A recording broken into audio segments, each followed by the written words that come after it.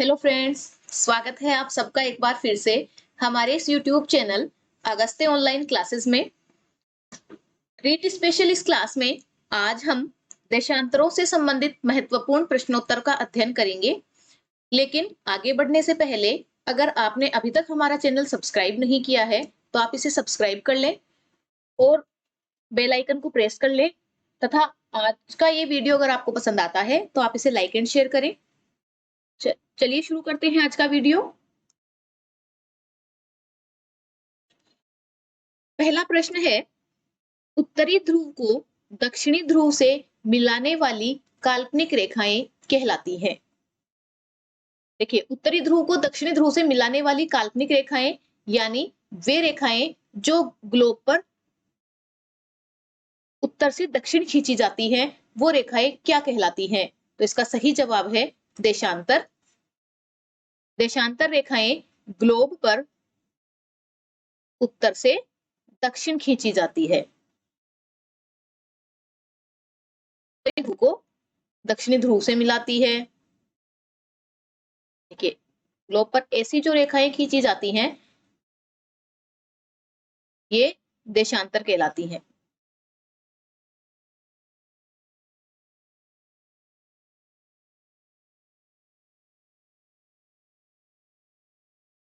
अब जैसे ऑप्शन पे बात करें तो ये है अक्षांश। तो हम जानते हैं कि अक्षांश पूर्व से पश्चिम खींची जाती है।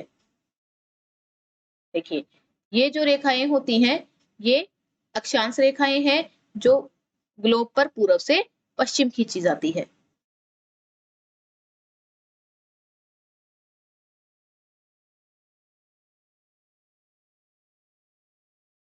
तीसरा ऑप्शन है भूमध्य रेखा। तो भूमध्य रेखा भी एक अक्षांश रेखा है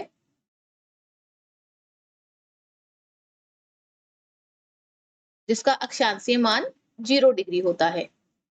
तो उत्तरी ध्रुव को दक्षिणी ध्रुव से मिलाने वाली काल्पनिक रेखाएं देशांतर कहलाती हैं। नेक्स्ट क्वेश्चन है, प्रधान मध्याह्न रेखा कौन सी है? देखिए, प्रधान मध्याह्न रेखा हम 0 डिग्री देशांतर रेखा को कहते हैं। 0 डिग्री देशांतर रेखा प्रधान मध्याह्न रेखा है जिसे हम ग्रीनविच रेखा भी कहते हैं। देखिए, ये जो 0 डिग्री देशांतर है यही प्रधान मध्याह्न रेखा कहलाती है।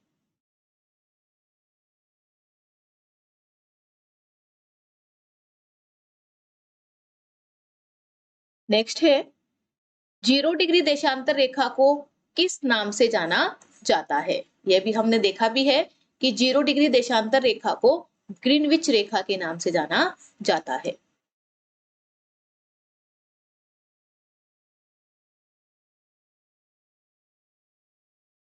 नेक्स्ट है, देशांतरों की कुल संख्या कितनी है? यानी ग्लोब पर कुल देशांतर कितने हैं? इसका सही जवाब है 360। ग्लोब पर कुल देशांतर 360 हैं। अब कुल देशांतर 300, देखिए हमने देखा था कि अक्षांश जो कुल अक्षांश है वो 181 होते हैं लेकिन देशांतर 360 ही होते हैं। 0 डिग्री देशांतर रेखा के 0 डिग्री देशांतर रेखा से हम 180 डिग्री पूर्व या पश्चिम या 180 डिग्री ही पश्चिम तक गणना करते हैं।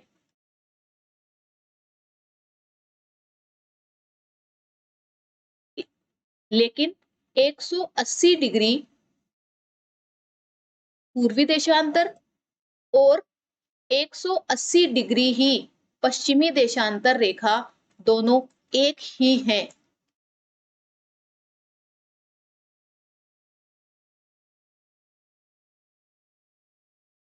एक ही है, ये अलग अलग नहीं है। इसलिए कुल जो देशांतर हैं वो 360 होते हैं। देखिए, 0 से 180 डिग्री पूर्वी देशांतर,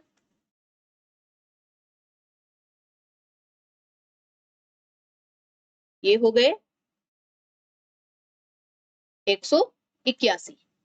ठीक है, अब 180 डिग्री पूर्वी देशांतर और 180 डिग्री पश्चिमी देशांतर रेखा दोनों एक ही रेखा है, इसलिए अब जो हम गणना करेंगे वो 1 डिग्री पश्चिमी देशांतर से 179 डिग्री पश्चिमी देशांतर तक होगी। तो ये कितनी रेखाएं होंगी या ये कितने देशांतर होंगे? 179। तो टोटल जो देशांतर होंगे वो होंगे 360। अब है दो देशांतर रेखाओं के बीच का क्षेत्र क्या कहलाता है? दो देशांतर रेखाओं के बीच का क्षेत्र क्या कहलाता है?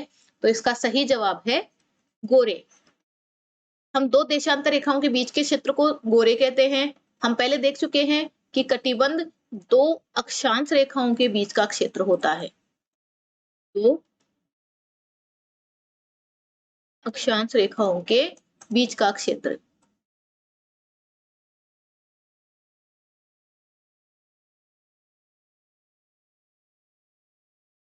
याम्योत्तर देशांतर रेखाओं को ही याम्योत्तर कहा जाता है। और एप्साइड है ये अपसोरिक व उपसोरिक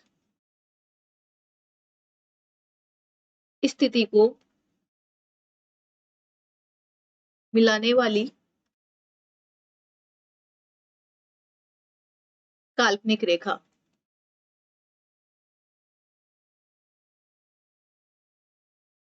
तो दो देशांतर रेखाओं के बीच का क्षेत्र गोरे कहलाता है। नेक्स्ट है विषुवत रेखा से ध्रुवों की ओर जाने पर देशांतरों के बीच की दूरी क्या होती है? इसका सही जवाब है कम होती है। अगर हम विषुवत रेखा से ध्रुवों की ओर जाते हैं तो देशांतर रेखाओं के बीच की दूरी कम होती जाती है। इसे हम यूं समझ सकते हैं,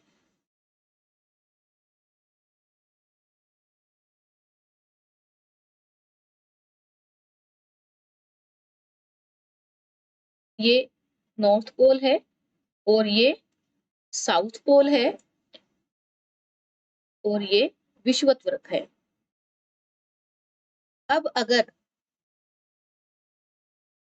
हम उत्तरी ध्रुव को दक्षिण ध्रुव से मिलाने वाली रेखाएं खींचते हैं यानी देशांतर खींचते हैं तो इनकी स्थिति ये होगी।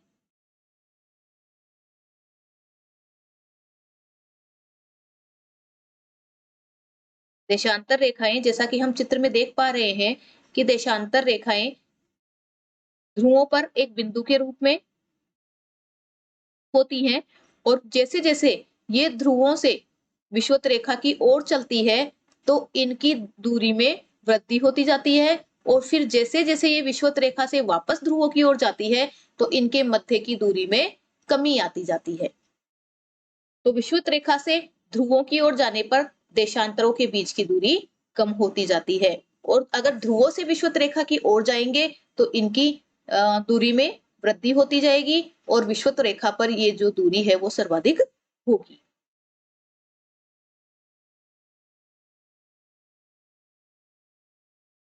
नेक्स्ट है दो देशांतर रेखाओं के बीच की सर्वाधिक दूरी कितनी होती है?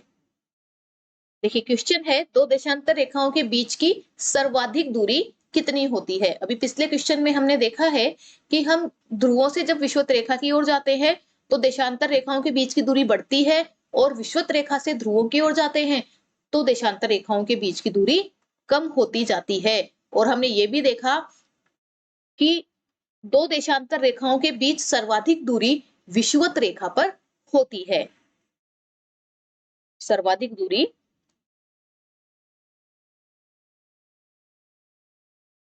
विषुवत रेखा पर होती है और सबसे कम दूरी दोनों ध्रुवों पर होती है जो 0 होती है।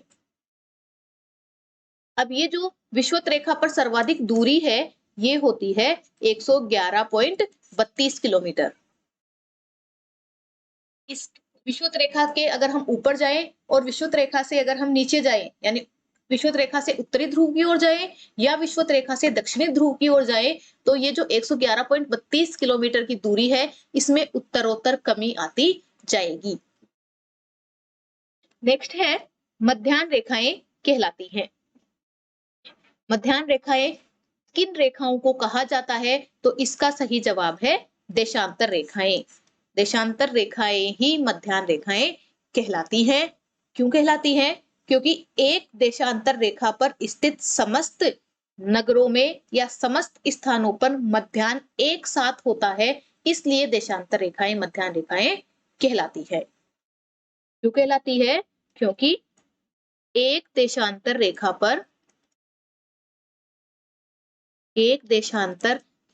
पर स्थित समस्त स्थानों पर, यानी एक देशांतर रेखा पर चाहे वो कितने भी स्थान हो, समस्त स्थानों पर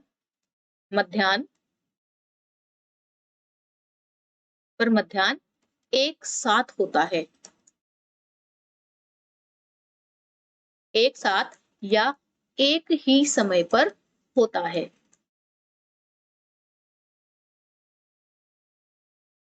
इसीलिए देशांतर रेखाएं मध्याह्न रेखाएं कहलाती हैं। नेक्स्ट है किसी भी स्थान का समय निर्धारित किया जाता है, यानी किन रेखाओं की सहायता से किसी स्थान का समय निर्धारित किया जाता है? तो इसका सही जवाब है देशांतर रेखाओं की सहायता से। देशांतर रेखाओं से विभिन्न स्थानों का समय निर्धारित किया जाता है।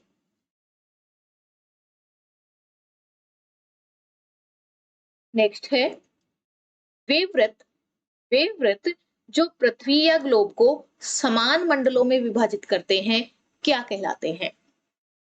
देखिए, वो व्रत जो पृथ्वी या ग्लोब को समान मंडलों में, समान मंडल यानी बराबर, दो बराबर भागों में विभाजित करते हैं, वो क्या कहलाते हैं? तो इसका सही जवाब है वृहद व्रत।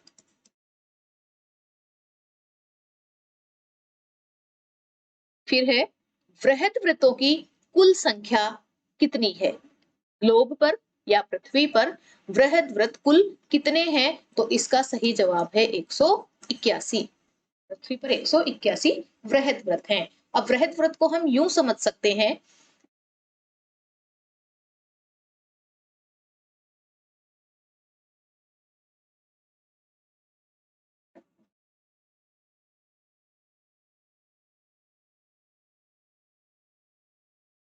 वृहद व्रत को हम इस तरह समझ सकते हैं कि मान लीजिए ये ग्लोब है या हमारी पृथ्वी है,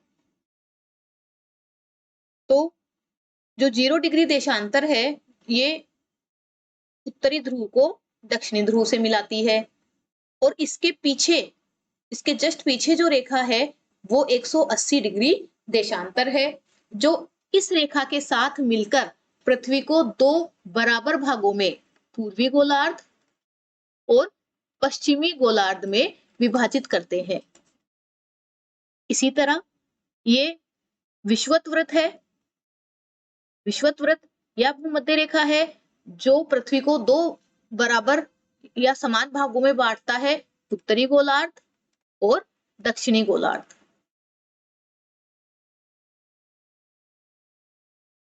तो इस प्रकार के व्रत जो पृथ्वी को या ग्लोब को समान भागों में विभाजित करते हैं, वो क्या कहलाते हैं? वो वृहद व्रत कहलाते हैं। और पृथ्वी पर इनकी कुल संख्या 181 है। वो कैसे है कि 360 देशांतर रेखाएं होती हैं, तो प्रत्येक देशांतर रेखा उसके पिछले भाग पर स्थित देशांतर रेखा से मिलकर एक व्रत बनाती है जो पृथ्वी को दो समान भागों में विभाजित करता है। तो इसलिए 360 देशांतर रेखाओं से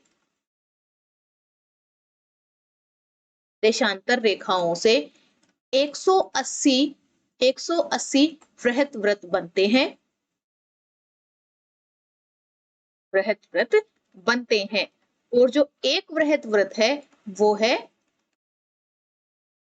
विषुवत व्रत। विषुवत व्रत या भूमध्य रेखा तो इस प्रकार 180 प्लस 1 बराबर पृथ्वी पर कुल 181 बृहस्पति पाए जाते हैं। नेक्स्ट क्वेश्चन है, भूमध्य रेखा और ग्रीनविच रेखा आपस में कहाँ मिलती है? देखिए, भूमध्य रेखा और ग्रीनविच रेखा आपस में कहाँ मिलती है, या हम यूं कह सकते हैं कि ये दोनों रेखाएं आपस में कहाँ काटती है। इसे हम यूं भी कह सकते हैं कि ये दोनों रेखाएं, भूमध्य रेखा और ग्रीनविच रेखा आपस में कहाँ काटती है। तो इसका सही जवाब है अटलांटिक महासागर में। अटलांटिक महासागर में ये दोनों रेखाएं एक दूसरे को काटती है।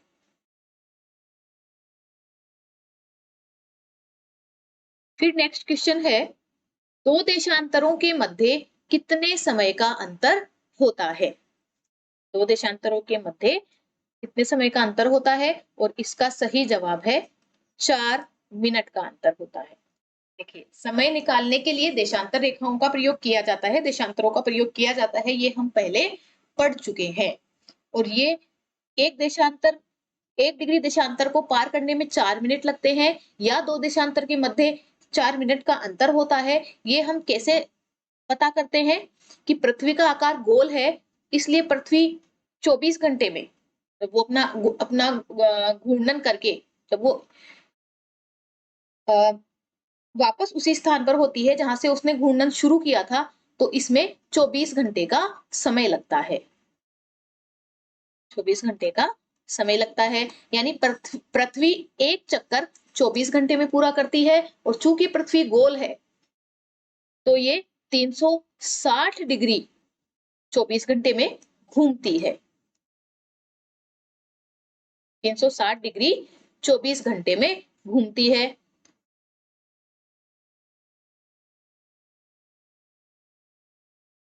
इसलिए ये 1 डिग्री 1 डिग्री कितने समय में घूमेगी बताइए? 24/360 डिग्री। अब ये 24 घंटे है, तो अगर हम इन्हें मिनट में कन्वर्ट करें तो ये कितने होंगे? 1440 मिनट 360 कितने हो गए ये? 4 मिनट। यानी 1 डिग्री देशांतर को पार करने में 4 मिनट का समय लगता है। नेक्स्ट है, भारत की मानक मध्याह्न रेखा कौन सी मध्याह्न रेखा है? देखिए, भारत की जो प्रमाणिक मध्याह्न रेखा है वो कौन सी मध्याह्न रेखा है? इसका सही जवाब है 82.5 डिग्री पूर्वी देशांतर रेखा। भारत में एक ही समय कटिबंध है और पूरे देश में 82.5 डिग्री पूर्वी देशांतर रेखा से ही समय निर्धारित किया जाता है। नेक्स्ट है, भारतीय समय जीएमटी से कितना आगे है? यानी ग्रीनविच रेखा का जो समय है उस समय से भारतीय समय कितना आगे है? तो इसका सही जवाब है 5 घंटे 30 मिनट।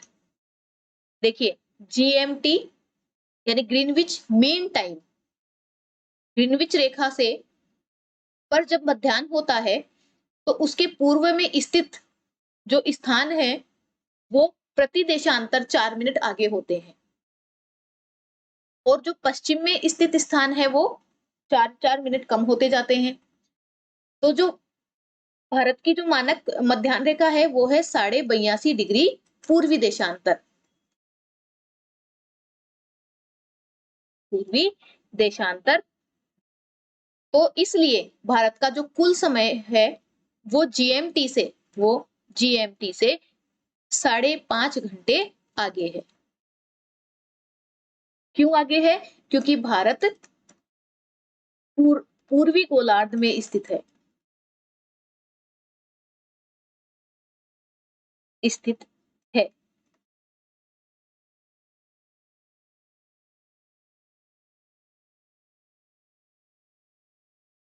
नेक्स्ट है, भारत की मानक मध्याह्न रेखा निम्न में से किस स्थान से गुजरती है? भारत की मानक मध्याह्न रेखा यानी 82.5 डिग्री पूर्वी देशांतर, निम्न में से किस स्थान से गुजरती है? तो इसका सही जवाब है इलाहाबाद, जिसका नाम बदलकर हाल ही में प्रयागराज कर दिया गया है। नेक्स्ट क्वेश्चन है, पृथ्वी को कुल कितने समय क्षेत्रों में बांटा गया है? तो पृथ्वी को एक एक घंटे के 24 समय क्षेत्रों में बांटा गया है। नेक्स्ट है, अंतरराष्ट्रीय तिथि रेखा खींची गई है। देखिए, अंतरराष्ट्रीय तिथि रेखा किस देशांतर के सहारे खींची गई है? तो इसका सही जवाब है 180 डिग्री देशांतर के सहारे। 180 डिग्री देशांतर के सहारे अंतरराष्ट्रीय तिथि रेखा खींची गई है। लेकिन ध्यान रखने वाली बात यह है कि ये 180 डिग्री देशांतर रेखा 180 डिग्री देशांतर रेखा की तरह सीधी ना होकर जहां जहां जरूरत पड़ी वहां उसे टेढ़ी मेढ़ी कर दिया गया है। और ये क्यों किया गया? ताकि एक ही देश में दो तिथि न हो, दो तारीखें नहीं हो। इस असुविधा से बचने के लिए इस अंतरराष्ट्रीय तिथि रेखा को थोड़ा सा टेढ़ा मेढ़ा किया गया है।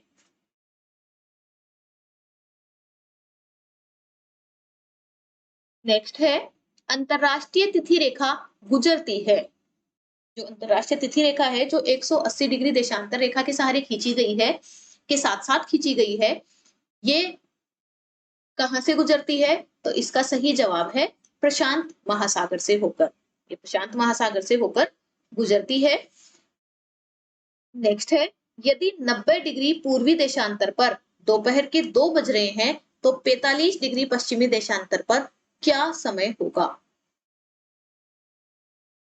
देखिए, हम जानते हैं कि जो पूर्वी गोलार्ध वाले देशांतर रेखाएं हैं वो ग्रीनविच रेखा से आगे होती हैं, और जो पश्चिमी देशांतरी रेखाएं हैं वो ग्रीनविच रेखा से पीछे होती हैं। तो हम इसे यूं समझ सकते हैं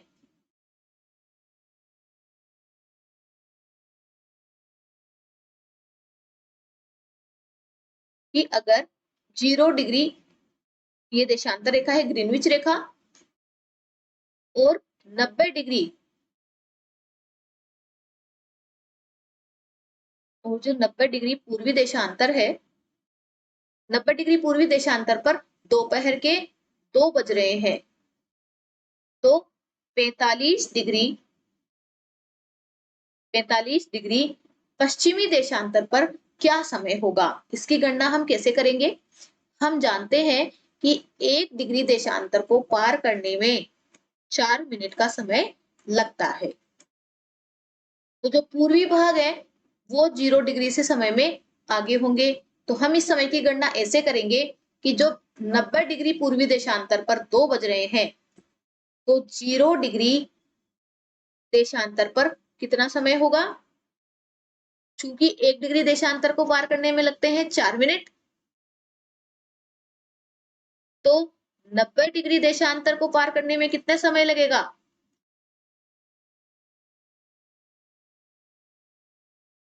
यानी 6 घंटे। यदि 90 डिग्री पूर्वी देशांतर पर 2 बज रहे हैं तो 0 डिग्री देशांतर पर कितना बज रहा होगा? इसमें से 6 घंटे, 2 में से 6 घंटे हम कम कर देंगे, और 2 में से 6 घंटे कम करेंगे तो यहां पर समय होगा सुबह के 8 बजे, 8 AM। यहाँ पर सुबह के 8 बज रहे होंगे। अब हमें ज्ञात करना है कि 45 डिग्री पश्चिमी देशांतर पर उस समय क्या समय हो रहा होगा। तो ग्रीनविच रेखा से जब हम पश्चिम में जाते हैं तो प्रति देशांतर 4 मिनट कम करते हैं। 45 डिग्री देशांतर पर जाएंगे तो कितना समय कम करेंगे?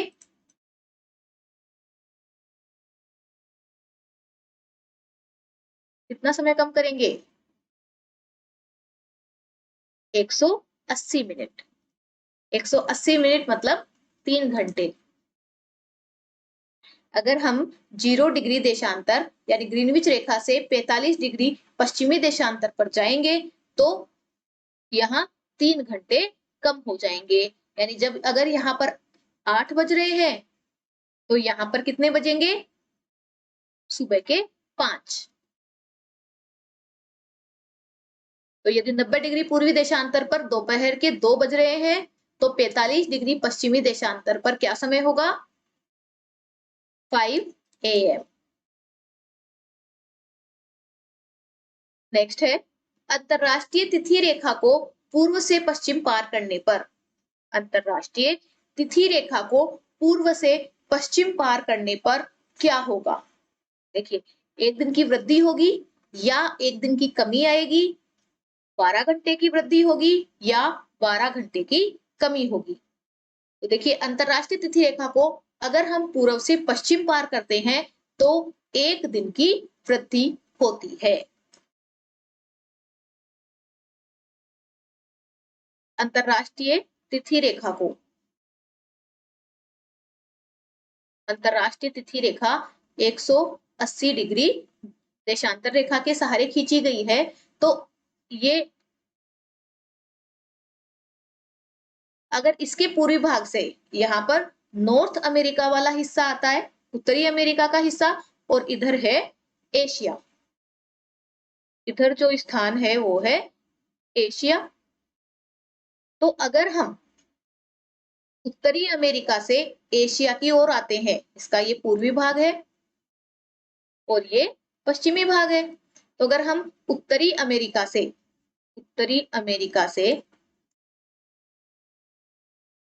एशिया की तरफ आते हैं 180 डिग्री को 180 डिग्री देशांतर को पार करके, क्योंकि अंतरराष्ट्रीय तिथि रेखा इसी रेखा के सहारे सहारे खींची गई है। तो अगर हम इसको पार करके एशिया की तरफ आते हैं तो पूरे 24 घंटे यानी 1 दिन की वृद्धि होती है।